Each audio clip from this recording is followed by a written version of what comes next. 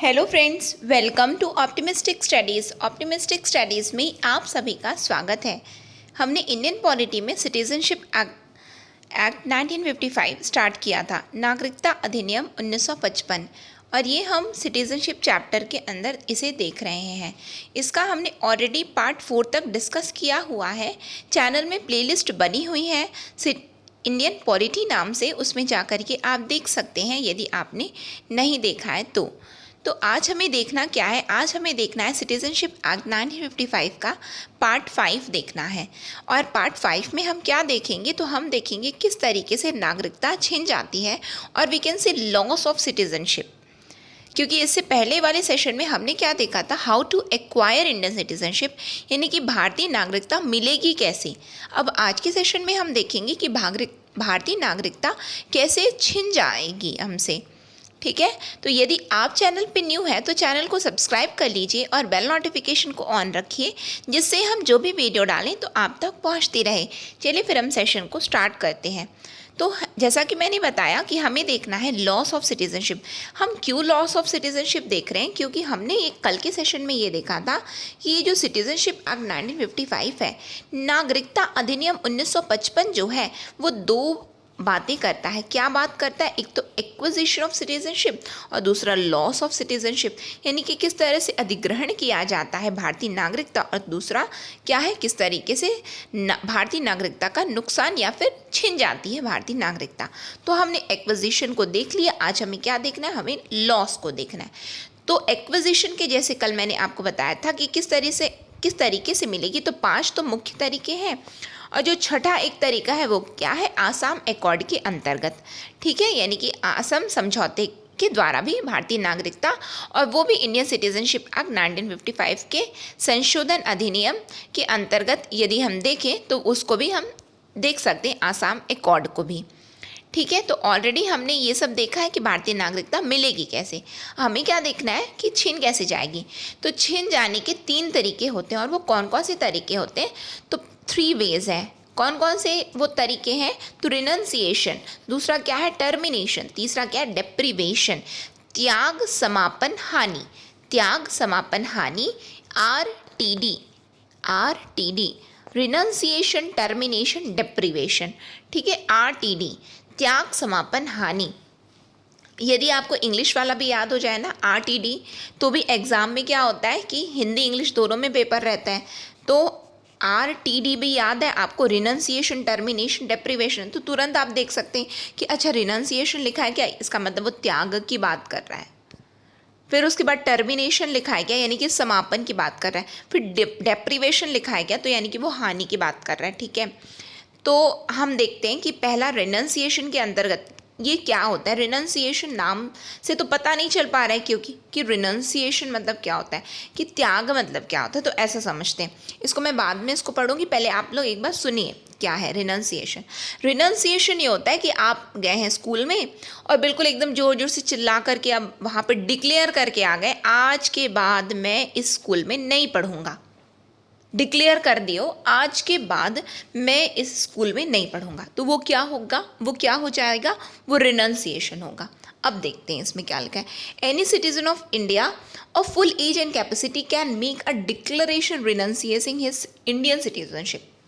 पूर्ण आयु और क्षमता का भारत का कोई भी नागरिक अपनी भारतीय नागरिकता का त्याग करते हुए घोषणा कर सकता है। भारतीय, आज से मैं इस स्कूल में नहीं पढ़ूंगा, एकदम घोषणा करके आ गए हो। यानी कि कोई भी भारतीय नागरिक घोषणा कर देता है कि आज से मैं भारतीय नागरिकता को त्याग रहा हूं।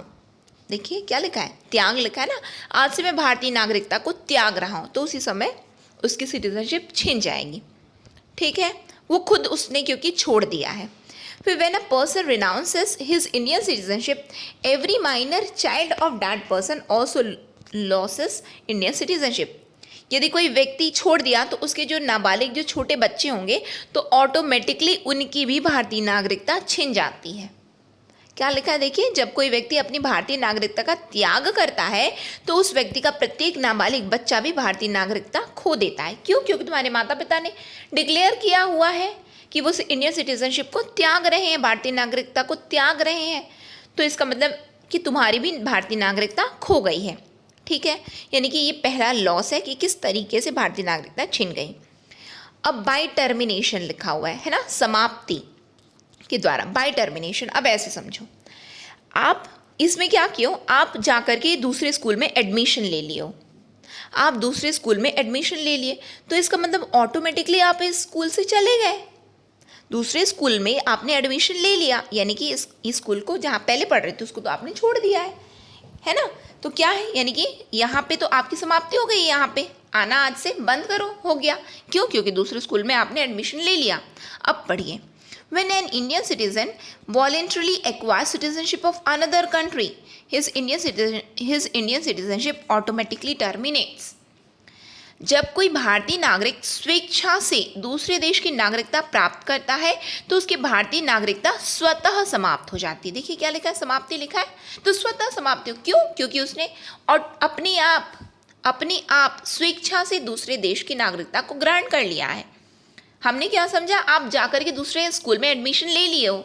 जब आप दूसरे स्कूल में एडमिशन ले लिए, इसका मतलब कि आपने ये स्कूल को छोड़ दिया, तो ऑटोमेटिकली क्या है, ऑटोमेटिकली समाप्ति हो गई है।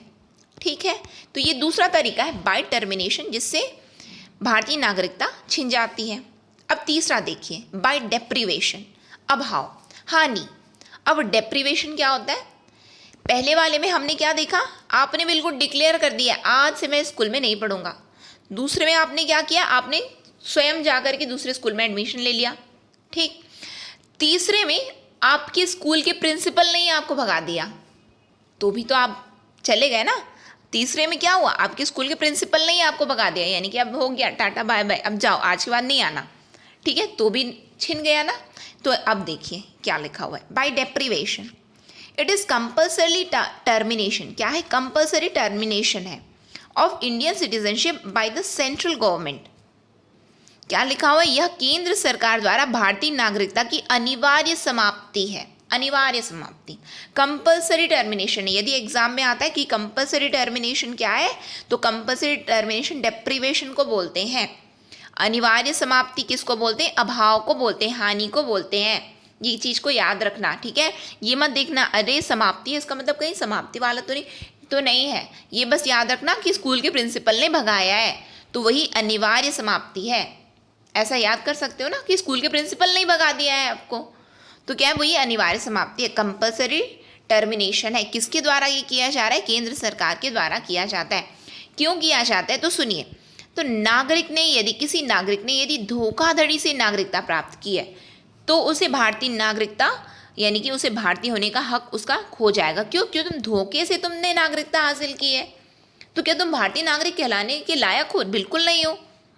यानी कि the citizen has obtain the citizenship by fraud, ये पहली कंडीशन है कि कैसे ये डेप्रीवेशन होता है, कंपल्सरी टर्मिनेशन कैसे होता है, अनिवार्य समाप्ति कैसे होती है। तो पहला क्या है, धोखाधड़ी से यदि उसने नागरिकता ली है तो। दूसरी बात क्या बताई गई है, the citizen has shown disloyalty to the Constitution of India। यदि किसी नागरिक ने भारत के संविधान के प्रति अनिष्ठा दिखाई है। याद करो हमने क्या देखा था कि नागरिकता जब दी जाती है किसके द्वारा, प्राकृतिकरण एवं पंजीकरण के द्वारा जब नागरिकता दी जाती थी, तो उसमें हमने देखा था उन्हें क्या किया जाता है, निष्ठा की शपथ दिलाई जाती, भारतीय संविधान के प्रति निष्ठा की शपथ दिलाई जाती है कि आप भारतीय संविधान के प्रति निष्ठावान रहोगे। क्या रहोगे, निष्ठावान रहोगे, लॉयल रहोगे, loyal to the Indian constitution. अब यदि किसी ने अनिष्ठा दिखाई है, डिसलॉयलिटी दिखाई है किसके प्रति, तो भारतीय संविधान के प्रति, तो भी उसकी नागरिकता छिन जाएगी। ठीक, ये दूसरी बात हमने देख ली। तीसरी बात क्या बताया गया है, the citizen has unlawfully traded और communicated with the enemy during war. अब युद्ध की स्थिति है और यदि किसी नागरिक ने जो दुश्मन देश है उसके साथ में जाकर के अवैध रूप से व्यापार या संचार कर रहा है, यानी कि यहाँ के लोगों की जान जा रही है, तुम्हें अपने व्यापार की पड़ी हुई, वो भी अवैध तरीके से तुम जा रहे हो, तो भी उसकी नागरिकता छिन जाएगी। क्या लिखा हुआ है देखिए, नागरिक ने युद्ध के दौरान दुश्मन के साथ अवैध रूप से व्यापार या संचार किया हो, तो भी उसकी नागरिकता छिन जाएगी। चौथी बात क्या बताई गई है, the citizen has within 5 years after registration और naturalization. Been imprisoned in any country for 2 years। अब हमने क्या देखा था कल हमने देखा था नेचुरलाइजेशन, प्राकृतिकरण, और हमने देखा था रजिस्ट्रेशन, पंजीकरण। इसके द्वारा भी भारतीय नागरिकता दी जाती है। लेकिन हमने ये देखा था, जब हम रजिस्ट्रेशन वाला देख रहे थे तो हमने ये देखा था कि रजिस्ट्रेशन करने के लिए जो 5 साल की अवधि के लिए उनको क्या भारत में रहना पड़ेगा। अब ये बताइए किसको ये भारत में रहना पड़ रहा था? तो ये विदेशी मूल के लोग थे जिन्होंने भारतीय कार्ड धारक थे, ये नहीं कि भारतीय नागरिकता के कार्ड धारक थे, overseas citizen of India card holder. हमने देखा था ना OCI कार्ड होल्डर, उनके लिए क्या लिखा था कि 5 साल से यदि वो भारत में रह रहे हैं तो, और जब अप्लाई किए तो उसके 12 महीना पहले। बिल्कुल देखा था कि नहीं? हाँ, हमने तो देखा था। यानी कि पंजीकरण एवं प्राकृतिकरण से यदि किसी ने नागरिकता जिसको दी गई है उसके वो 5 साल की अवधि, यानी कि तुमको भारत में रहना है, बोला गया ना, तभी तुमको इसमें दी जाएगी नागरिकता। अब वो 5 साल की अवधि में वो किसी दूसरे देश में जाकर के 2 साल के लिए वो बंदी बना दिया गया। वो 5 साल की अवधि भारत में तुम्हें रहनी थी, लेकिन तुम तो 2 साल के लिए किसी देश में बंधक थे, तो भी तुम्हारी नागरिकता छिन जाएगी। क्या लिखा है देखिए कि नागरिक पंजीकरण या देशीकरण के 5 साल के भीतर किसी भी देश में 2 साल के लिए कैद हो गया है। तुम्हें रहना भारत में था, तब जाकर के तुम्हें प्राकृतिकरण एवं पंजीकरण के आधार पर भारतीय नागरिकता मिलेगी। लेकिन हम तो देख रहे हैं कि वो 5 साल में तुम 2 साल तक तो किसी देश में बंधक थे, तो भी तुम्हें नागरिकता नहीं दी जाएगी। यानी कि ये कंपलसरी टर्मिनेशन हो जाएगा उसका। यानी कि क्या है? कंपलसरी टर्मिनेशन, अनिवार्य समाप्ति है ये उसके लिए। ठीक है, फिर क्या बताया गया? The citizen has been ordinarily resident out of India for 7 years continuously. यदि कोई भारतीय मूल का यदि जा कर के विदेश में बस गया और वो 7 साल तक भारत में कंटिन्यूसली आया नहीं है, तो भी उसकी भारतीय नागरिकता छीन जाएगी। बीच बीच में उसको आते रहना है कंटिन्यूसली 7 साल तक। ऐसा नहीं कि वो बिल्कुल एक भी दिन के लिए भारत नहीं आया तो नहीं।